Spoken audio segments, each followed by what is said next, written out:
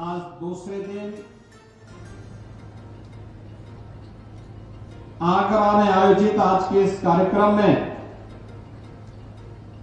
Bharatiya Janata party के क्षेत्रीय अध्यक्ष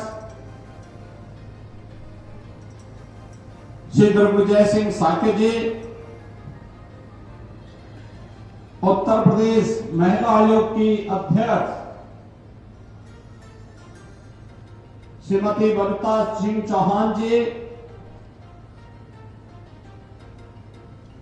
जिला पंचायत अध्यक्ष श्रीमती मंजू भदौरिया जी,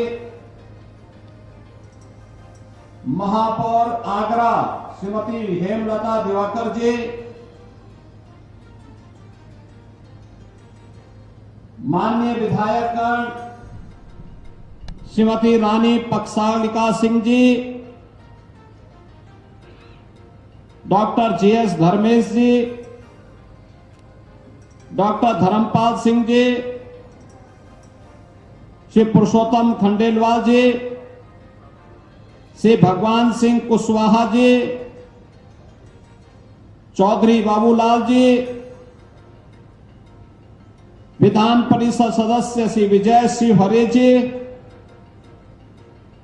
भारतीय जनता पार्टी के जिला के अध्यक्ष श्री प्रशांत पोनिया जी, महानगर अध्यक्ष श्री राजकुमार गुप्ता जी, उत्तर प्रदेश भूमि विकास बैंक के निदेशक श्री श्याम भदौरिया जी, अध्यक्ष जिला सहकारी बैंक प्रदीप भाटी जी,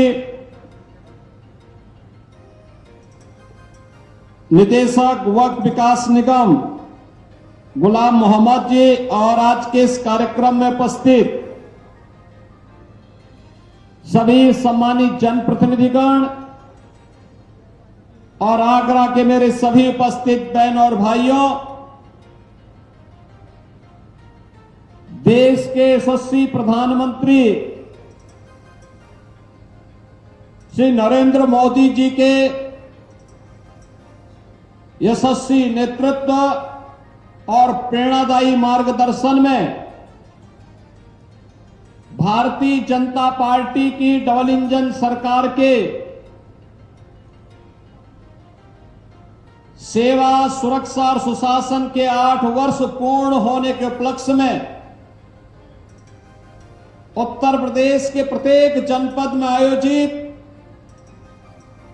विकास उत्सव कार्यक्रम में मुझे आज आगरा के इस कार्यक्रम में भागीदार बनने का अवसर प्राप्त हो रहा है। इस कार्यक्रम में मैं यहां के जनप्रतिनिधियों को बधाई देते हुए आप सभी का हृदय से अभिनंदन करता हूं। बहन और भाइयों, मैं आपका अभिनंदन इस बात के लिए भी करता हूं कि जब मैं एयरपोर्ट पे आया था, मुझे तभी बता दिया गया था कि यहां पे भीड़ हो चुकी है। मैं उसके उपरांत एक कार्यक्रम में और गया और वहां के बाद आ रहा हूं। 4 घंटे से अधिक समय तक आपने पहले जनप्रतिनिधियों को सुना, उत्तर प्रदेश सरकार के 8 वर्ष की उपलब्धियों के इस वीडियो को देखा और अभी 635 करोड़ रुपए की आगरा के विकास से जुड़ी हुई परियोजनाओं के लोकार्पण का कार्यक्रम भी यहां पर संपन्न हुआ है। इसके लिए भी आपको बधाई देते हुए मैं आप हृदय से धन्यवाद देता हूं। बहनों और भाइयों, जिनकी उम्र 25 साल और उससे ऊपर है, उन्हें तो उत्तर प्रदेश के अंदर 2017 के पहले के उत्तर प्रदेश की अराजकता, अव्यवस्था, गुंडागिर्दी, माफियागिरी, दंगे, ये सभी याद होंगे। जिनकी उम्र 20 साल, 22 साल या उससे कम की है, वे भूल गए होंगे। उनको पता ही नहीं होगा कि उत्तर प्रदेश के बारे में जो कहा जा रहा है या जो कहा जाता है, क्या ये कभी रहा होगा? लेकिन ये सच था। ये वही प्रदेश है जहां के नौजवानों के सामने पहचान का संकट था, जिस प्रदेश में अन्नदाता किसान आत्महत्या करता था, गरीब भूख से मरता था, बेटी और व्यापारी सुरक्षित नहीं थी। हर पर्व और त्योहार के पहले लोगों के मन में आशंका घिर जाती थी कि पता नहीं इस बार कहां दंगाई दंगा कर देंगे, पर्व और त्योहार तो खराब होगा ही, घर और गृहस्थी न जाने किस किस की उजड़ती है। यह आशंका घर करके पूरी पर्व और त्योहार के उत्साह को ठंडा कर देती थी। बहनों और भाइयों, नौजवानों को नौकरी नहीं मिलती थी और जो प्रदेश के बाहर जाता था उसके सामने पहचान का संकट था। ऐसी स्थिति में प्रदेश के अंदर विकास के कार्य ठप पड़े थे। आगरा के अंदर तो मैं समझ सकता हूं कि टीटीजेड के नाते यहां पर विकास के कार्यों के लिए हमें माननीय उच्चतम न्यायालय पर निर्भर रहना पड़ता है। तब भी डबल इंजन की सरकार ने आगरा के विकास के लिए कदम बढ़ाए, लेकिन अन्य राज्यों में तो कोई अन्य जनपदों में तो कोई टीटीजेड नहीं था। मान्यता थी जहां से सड़कों पर गड्ढे प्रारंभ हो जाएं, उत्तर प्रदेश, जहां पे सायकाल होते ही अंधेरा प्रारंभ हो जाए, मान लो उत्तर प्रदेश, हर तीसरे दिन जहां दंगों की दंगे सुनाई दे रहे हो, आगजनी हो रही हो, दंगों के कारण कर्फ्यू लगा हो, समझ लो उत्तर प्रदेश। जहां व्यापारी पलायन कर रहा हो, मान लो उत्तर प्रदेश। बहनों और भाइयों, ये पहचान का संकट खड़ा करने वाले लोग कौन थे? ये वही लोग थे जो आज झूठ का पुलिंदा लेकर के फिर अनलगल प्रलाप करते हैं। आपने देखा होगा, उत्तर प्रदेश के गौरव से जुड़ा हुआ कोई भी कार्य हो, ये लोग पहले नकारात्मक टिप्पणी करने लगते हैं। याद करिए, जब कोविड कालखंड में हम लोग प्रधानमंत्री मोदी जी के नेतृत्व में देशवासियों को, प्रधानमंत्री जी और प्रदेश के अंदर में और मेरे सहयोगी गण जिले जिले में जाकर के बचाने के कार्यक्रम के साथ जुटे हुए थे, तब ये लोग कोरोना के खिलाफ लड़ने की बजाय सरकार से लड़ रहे थे। तब ये कहते थे टेस्ट मत कराओ, तब ये कहते थे ट्रीटमेंट मत कराओ, तब ये कहते थे वैक्सीन मत लगाओ, फ्री में टेस्ट, फ्री में ट्रीटमेंट, फ्री में वैक्सीन और फ्री में राशन। ये डबल इंजन की ही सरकार ने जनता जनार्दन को कोविड कालखंड में दिया था। ये विपक्ष में बैठे हुए लोग केवल आलोचना करके इस पूरे अभियान को फेल करने के लिए एड़ी चोटी लगाई थी, अफवाह फैलाते थे। याद करिए, जब अयोध्या में 500 वर्षों के बाद से राम जन्मभूमि पर रामलला के विराजमान का तिथि तय हुई, तब भी इन्होंने विरोध किया।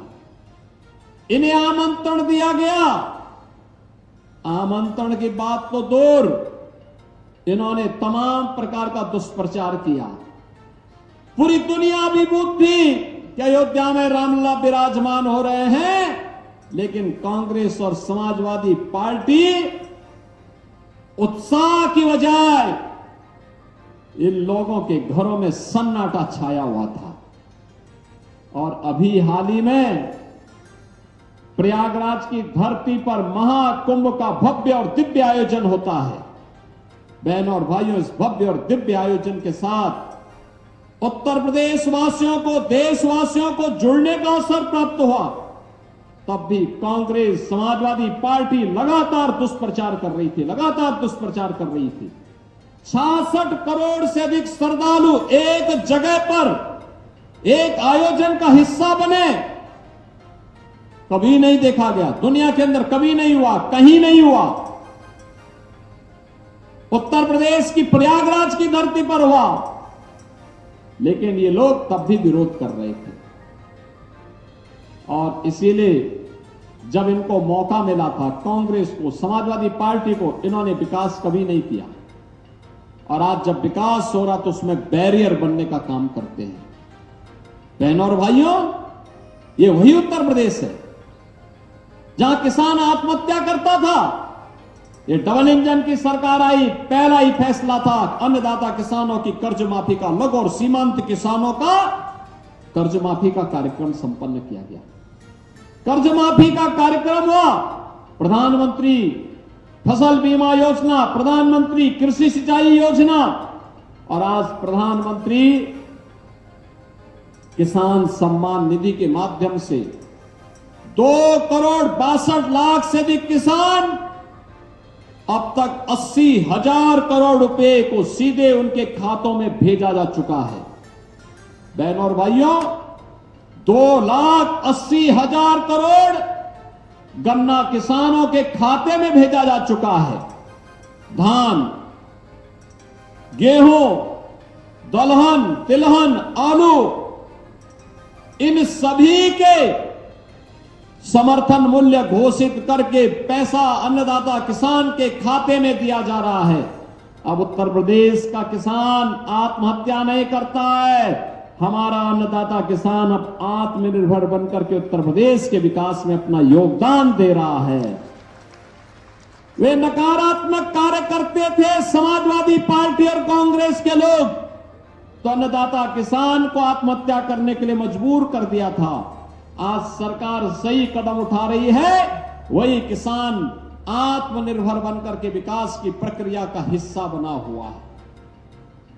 युवा नौकरी नहीं मिलती थी, हमने अब तक 8.5 लाख से अधिक नौजवानों को नौकरी दी है, सरकारी नौकरी दी है। अभी हाल ही में आपने देखा होगा 60,000 पुलिस भर्ती की प्रक्रिया संपन्न हुई है। 60,000 में से 12,000 में तो केवल बेटी ही सिलेक्शन हुई है। बहनों और भाइयों, ये कभी नहीं हुआ था इतने बड़े पैमाने पर नौकरी। परंपरागत उद्यम को प्रोत्साहित करने के लिए कार्यक्रम, एमएसएमई के माध्यम से पहले ये लोग समाजवादी पार्टी और कांग्रेस के लोग 1 डिस्ट्रिक्ट 1 माफिया पैदा करते थे। हमने 1 डिस्ट्रिक्ट 1 मेडिकल कॉलेज दिया है। 1 डिस्ट्रिक्ट 1 प्रोडक्ट भी ये डबल इंजन की भारतीय जनता पार्टी की सरकार ने दिया है। नौजवानों को नौकरी मिली, रोजगार के अवसर खुले, प्रदेश विकास के पथ पर आगे बढ़ रहा है। आज देश के सबसे ज्यादा एक्सप्रेसवे यूपी के पास, इंटर स्टेट कनेक्टिविटी यूपी के पास, सबसे अधिक मेट्रो यूपी के पास, सबसे ज्यादा रेलवे का नेटवर्क यूपी के पास, सबसे अच्छी हाईवे यूपी के पास, सबसे ज्यादा एयरपोर्ट यूपी के पास, और सबसे ज्यादा युवा ऊर्जा, प्रतिभाशाली युवा उत्तर प्रदेश के पास। आज उत्तर प्रदेश देश के अंदर सर्वाधिक खाद्यान्न पैदा करने वाला राज्य है। आज उत्तर प्रदेश सर्वाधिक आलू पैदा करने वाला राज्य है, सर्वाधिक गन्ना पैदा करने वाला राज्य है, सर्वाधिक इथेनॉल पैदा करने वाला राज्य है। और उत्तर प्रदेश आज देश के अंदर हर एक क्षेत्र में नंबर 1 की प्रतिस्पर्धा में आगे बढ़ करके देश के अंदर बीमारू राज्य नहीं, अब विकास की प्रक्रिया में अग्रणी राज्य बन करके अभी देश की नंबर 2 अर्थव्यवस्था बन चुका है। और यही विकास की रफ्तार रही, आने वाले समय में नंबर 1 की अर्थव्यवस्था बनने में ज्यादा देर नहीं लगने वाली है। बहनों और भाइयों, यही आगरा है। पेयजल के लिए लोग तरसते थे, डबल इंजन की सरकार आई, गंगा जल आगरा वासियों को पिलाया जा रहा है। मेट्रो आगरा वासियों को मिल गया है, अब आगरा मेट्रो सिटी भी हो गई है। एयरपोर्ट का निर्माण, सिविल टर्मिनल का निर्माण अंतिम चरणों में चल रहा है। यह वही आगरा है जिस आगरा के बारे में तमाम प्रश्न खड़ा करते थे। और जब मैं आया था, पिछली सरकार की सोच को देखो, इसी आगरा में ये लोग कहते थे इन्होंने एयरपोर्ट नहीं बनाया, मेट्रो नहीं दी, पेयजल की सुविधा नहीं दी, यहां की अन्य बुनियादी सुविधाएं नहीं दी। हर घर नल की योजना आज डबल इंजन की सरकार दे रही है। गांव गांव की कनेक्टिविटी को डबल इंजन सरकार कर रही है। सरदेव अटल जी के बटेश्वर को वैश्विक पटल पर लाने का काम डबल इंजन की सरकार कर रही है। यहां के पेठा को भी और यहां के लेदर इंडस्ट्री को भी जान देने का काम डबल इंजन की सरकार कर रही है। लेकिन पिछली सरकार ने क्या कहा, यहां पे एक म्यूजियम का निर्माण ये लोग करा रहे थे, उसका नाम भी इन्होंने मुगल म्यूजियम रखा। हमने कभी मुगलों का आगरा से क्या संबंध है? आगरा का संबंध ब्रजभूमि से है, वृंदावन बिहारी लाल से है, राधा रानी से है, और आगरा की पहचान अगर किसी से है तो छत्रपति शिवाजी महाराज से है। और इसीलिए हमने कहा यहां का म्यूजियम का नामकरण मुगल म्यूजियम नहीं होगा, छत्रपति शिवाजी महाराज के नाम पर होगा। छत्रपति शिवाजी महाराज के नाम पर होगा। और छत्रपति शिवाजी महाराज का एक भव्य स्मारक बनाने की कार्य योजना को लेकर के भी सरकार आगे बढ़ चुकी है। बहनों और भाइयों, ये सरकार विरासत को भी और विकास को भी प्राथमिकता के आधार पर आगे बढ़ा रही है। उनकी सोच नकारात्मक थी, तो अपनी नकारात्मक सोच के नाते वे नकारात्मकता पैदा करते थे, और इसीलिए जनता ने उनको न घर का रखा न घाट का रखा।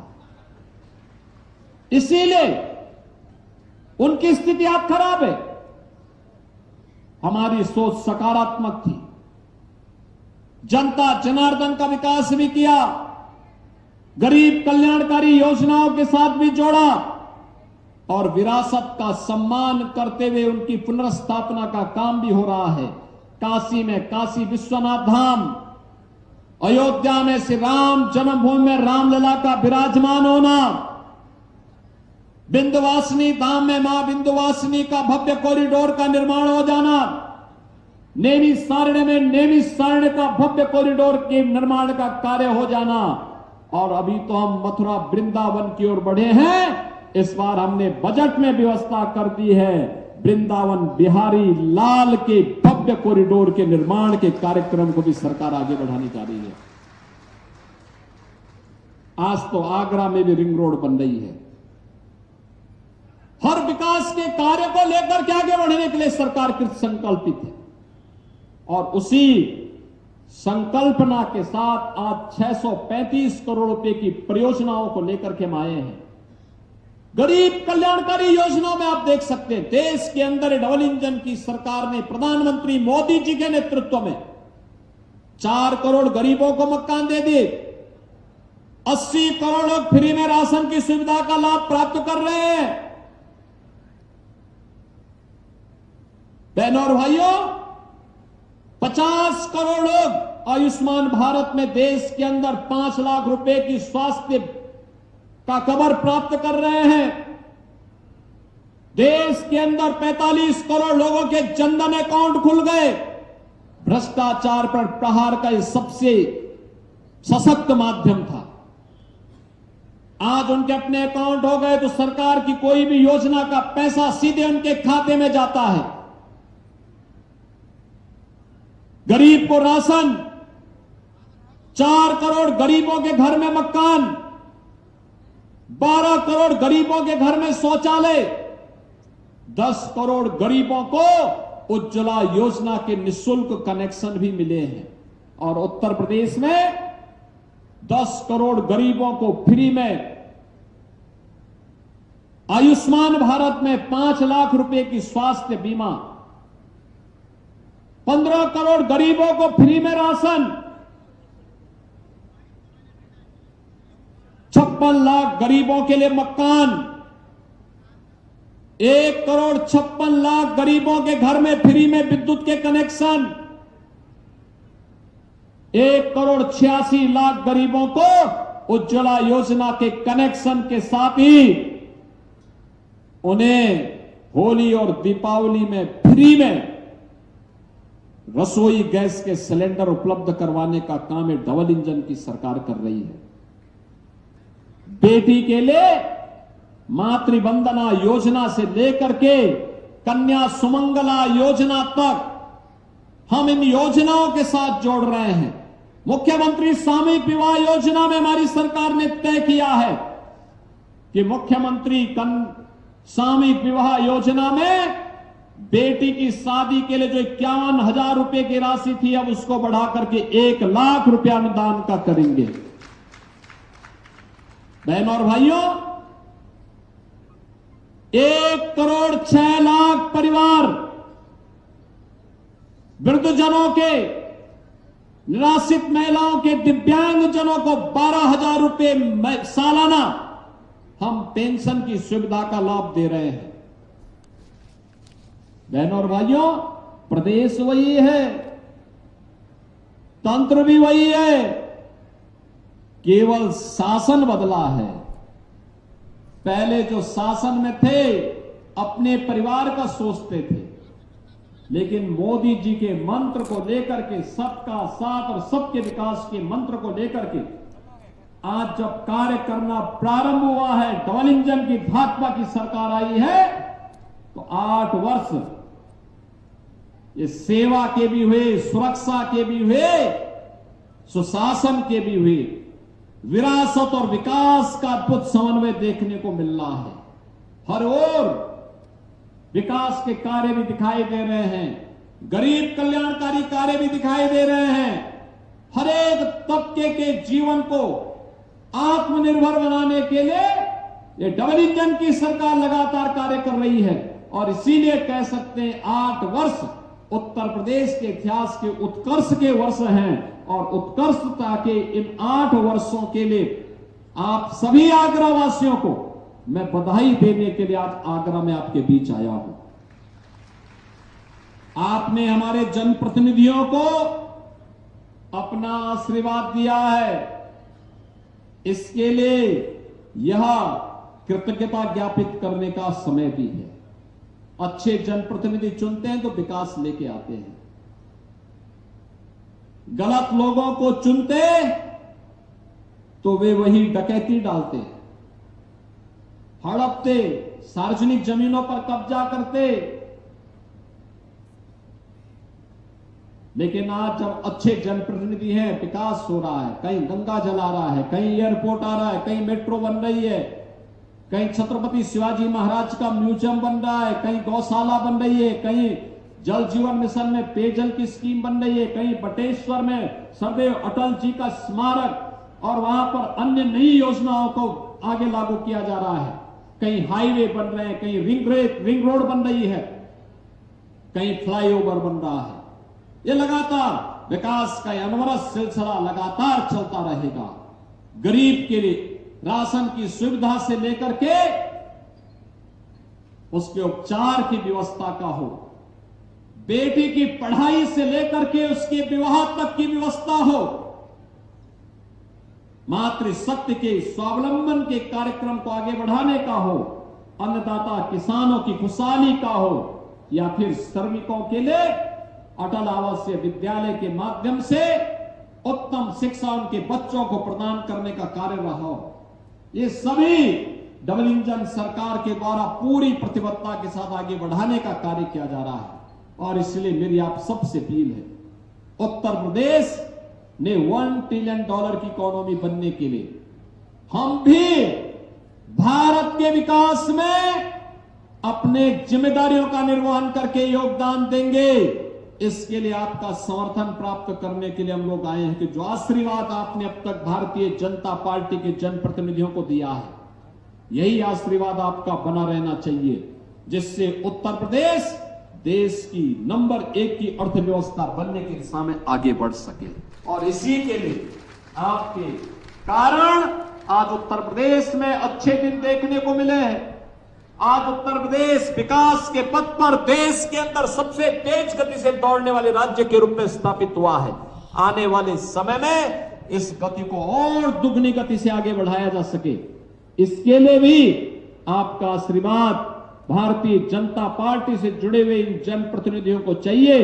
इसी विश्वास के साथ 8 वर्ष के प्रति हृदय से धन्यवाद ज्ञापित करने के लिए मैं आपके पास आया हूं। आज के इस अवसर पर 635 करोड़ रुपए की जो विभिन्न परियोजनाएं आज आगरा को प्राप्त हो रही हैं, इन सब की भी मैं आपको बधाई देता हूं। सभी जनप्रतिनिधियों को धन्यवाद देता हूं और विश्वास करता हूं कि हम सब आगरा और उत्तर प्रदेश के विकास के साथ कदम से कदम मिलाकर के इसी प्रतिबद्धता के साथ आगे बढ़ेंगे। आप सबके प्रति मेरी मंगलमय शुभकामनाएं हैं। धन्यवाद। जय हिंद।